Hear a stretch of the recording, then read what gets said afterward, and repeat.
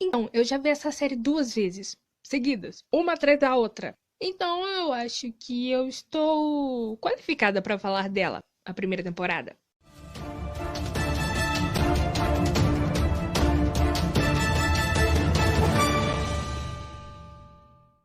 Olá, inscritos e demais usuários do YouTube, sejam novamente bem-vindos ao canal mais animado. Aqui quem fala é a Sara, e no vídeo de hoje nós vamos falar de Raid, uma adaptação de um livro que eu gostei bastante. E como é que é? Você nunca ouviu falar desse livro? Por quê? Porque a Disney não fez um filme? Esqueça a Disney no momento. Como eu disse pra vocês em um vídeo anterior, eu basicamente vi a série em espanhol da Espanha, e depois que eu acabei de ver, eu consegui achar toda a primeira temporada em português brasileiro. Então eu vi ela 2 vezes seguidas e acho que eu estou realmente qualificada para falar dela. Raid 3D é uma animação de 2015 e 2016 com um total de 39 episódios na primeira temporada. Ela é um remake de um anime de 1974, baseado no livro Raid, de 1880, da escritora Johanna Spy. Desculpa se eu não souber pronunciar, porque ela era uma escritora suíça. Essa história se passa na Suíça e, em parte, na Alemanha. Heidi é uma garota órfã que é levada por sua tia para morar com a avó. E ela acaba se habituando às montanhas e sendo muito feliz lá, junto com seu abuelo. Ela acaba fazendo amizade com Pedro, o menino pastor, e com as cabras que ele vigia. Só que depois ela é levada pela tia Dete para a cidade, onde ela vai ser tipo a dama de companhia de uma menina cadeirante em Frankfurt. Uma menina cadeirante, rica e solitária, a Clara. Bem, essa é a premissa do livro, do anime, dessa série, de basicamente qualquer versão que você for ver. Isso aqui é uma produção europeia, de acordo com a Wikipédia, feita por 4 países diferentes, e ela é muito boa. A seguir eu vou falar os motivos por que ela é tão boa, né? Baseada na primeira temporada, como eu já havia dito. E tudo aqui praticamente se resume ao fato de ser uma série bem construída.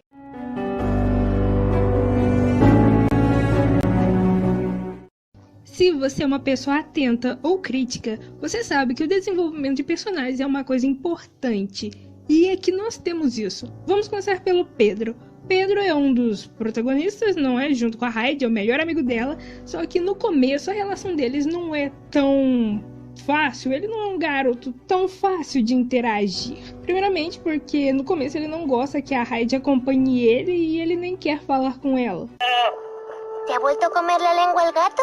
No, déjame tranquilo. Ele não gosta muito que ela faça perguntas e ele é um tanto distante. Mas aos poucos eles vão se aproximando, até por insistência dela. E o jovem pastor vai se tornando mais simpático e menos distante aos poucos, apesar de ainda um pouco relutante. Mas enfim, eles vão se aproximando, vão se tornando mais amigos. Ele tem confiança nela o suficiente para mostrar um tesouro dele, mostrar a casa na árvore, que ele nunca tinha levado ninguém lá. E uma prova bonitinha já em relação à casa na árvore é que ele diz isso. Ei, o que tá fazendo? Assim é melhor, não é? Elas são muito femininas. Eu prefiro que você pare de mexer nas coisas.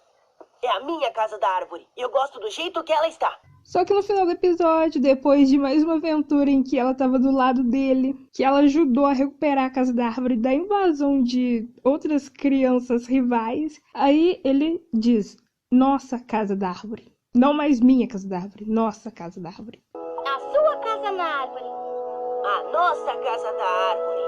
E lá no episódio 37, isso se prova mais verdadeiro porque ele tá esperando que a Heidi vá na casa da árvore dele, depois de ele sentir muita falta dela por ela estar passando mais tempo com a Clara. E enquanto ele tá arrumando a mesa com pão para esperar a amiga, a gente vê as flores ali em cima.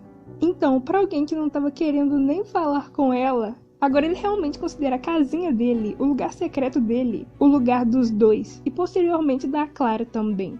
E mais um ponto, para alguém que não escutava a Heidi no começo, ele se tornou mais respeitoso com ela, pois ela sempre consegue acalmar ele quando ele tá com raiva. Então agora ele não só escuta, mas dá atenção ao que ela diz. Isso é muito fofinho. Ainda sobre desenvolvimento de personagens, temos a tia Det, que muito embora no anime e no livro ela demonstre, sim, cuidadosa e zelosa com a Hyde, eu sinto que nem mesmo o livro dá valor direito a essa personagem. Tanto que em várias outras versões ela é retratada como uma velha bruxa insensível, só que aqui essa animação fez questão de deixar a personagem mais próxima da nossa protagonista enquanto ela tem em Frankfurt. Originalmente, ela leva a Hyde para Frankfurt e deixa ela lá na casa dos Sessmans, enquanto o trabalho dela é em outra casa. E na casa dos Sessmans temos de empregados o Sebastian e a Tinette. Só que essa animação tem o mérito, como eu disse, de trazer a tia dela mais próximo da protagonista, da Hyde. Porque a Tinette, ela não existe nessa série. Quem é a empregada da casa é a própria tia Det. E também deram um pouco mais de atenção à personagem, já que deram pra ela um interesse amoroso. Na verdade, dois. Mas no caso do professor da Hyde e da Clara não deu muito certo, não deu nada certo. Porque as mulheres da casa não gostaram do método dele de ensinar a menina. Aparentemente era tortura. Elas são muito sensíveis, mesmo estando no século XIX. Meus parabéns! Outra personagem é a rígida institutriz da Clara, Fräulein Rottenmeier. No livro e no anime não temos informações sobre a vida dela, sobre o passado dela, não temos informações sobre isso. Porém aqui a animação inventou uma história para ela de que, na verdade temos um episódio só dedicado a isso, de que ela saiu escondida de casa para poder ir para a cidade estudar. E aí ela conseguiu o emprego de preceptora da Clara. É interessante, aprofundando o personagem, interessante.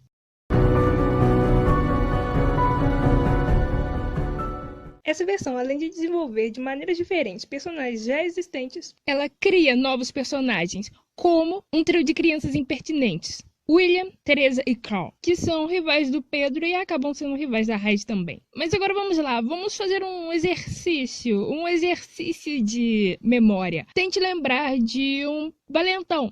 E se você não pensou no Buford de Phineas e Ferb?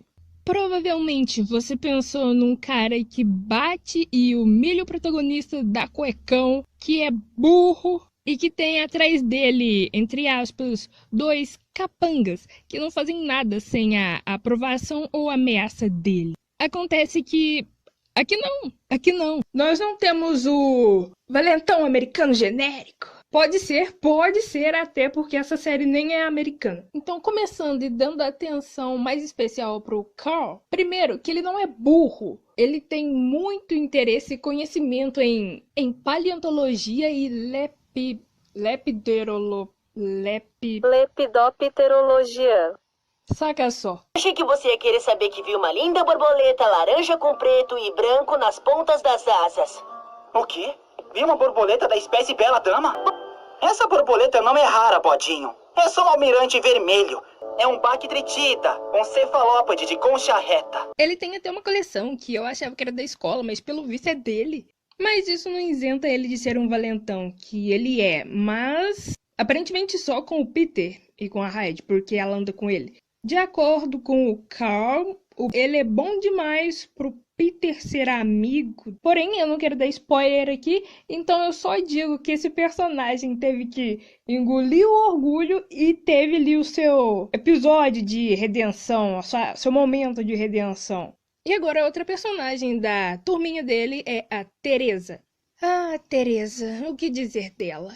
Primeiro, que diferente de outros personagens que vivem na sombra do valentão principal e que foram escritos só pra isso, ela consegue aprontar suas encrencas sem depender dos outros dois garotos. Seja fazer um mal-entendido fazendo a Hyde se passar por ladra, ou fazer o Pedro perder uma prova importante na escola. Ela consegue criar confusão independente de outros personagens para ajudá-la ou segui-la. Quanto ao William, bem, ele é o garoto menor que geralmente é um Maria vai com os outros dois e não apresenta muita personalidade ou vontade própria, exceto quando é para dizer que não vai porque está com medo.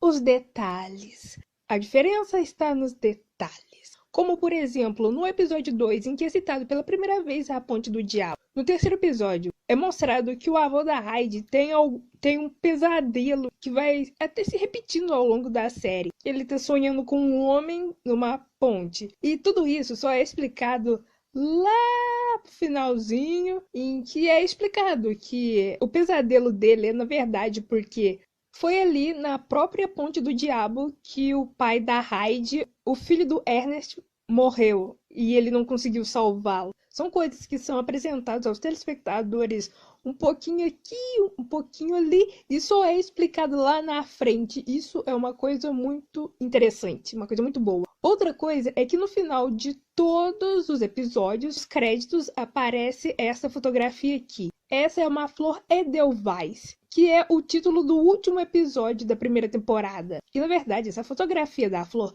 é uma que eles vão tirar lá no último episódio. É a flor nacional da Suíça e da Áustria. Dizem as lendas da Áustria será a prova do amor quando o rapaz sobe aos Alpes para buscar a flor para sua amada. E é mais ou menos o que acontece nesse episódio. O episódio é mais do que isso. Mas essa fotografia que sempre aparece, que você pode achar que é só um enfeite, uma coisa sem motivo, tem explicação. E para citar um último tópico aqui bem rápido, é a questão de história. A história.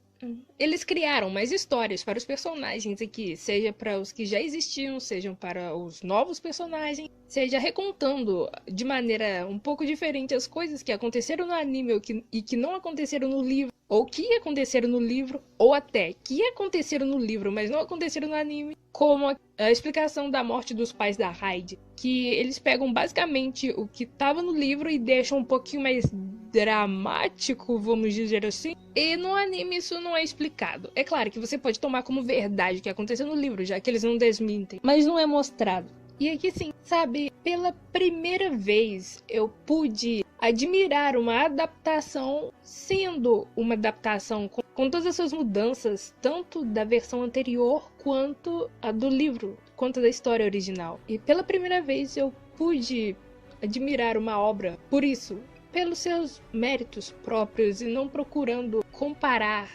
tanto e querendo algo igualzinho, vamos dizer. Acho que é assim que eu consigo expressar com palavras o que eu senti. E isso é uma coisa muito especial. E eu era uma idiota. Em 2015, quando essa série estreou no Disney Channel, eu não tive curiosidade pra ver e não entendia por que ela tava passando no Disney Channel. Porque aos meus olhinhos sensíveis de 2015, era uma animação dura, o cabelo dos personagens eram mal feitos. Eu fui uma idiota.